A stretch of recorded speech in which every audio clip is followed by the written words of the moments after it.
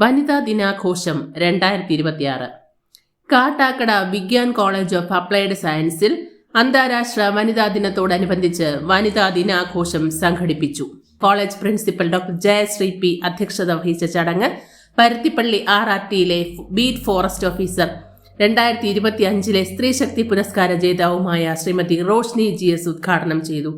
College women's cell convener Shrimati Prabila SH സ്വാഗതം പറഞ്ഞ പരിപാടിയിൽ Vikas managing trustee Shrimati Anu S Nair മുഖ്യപ്രഭാഷണം നടത്തി. തുടർന്ന് Vikas trust chairperson Shrimati Ambika VA ആദരിച്ചു.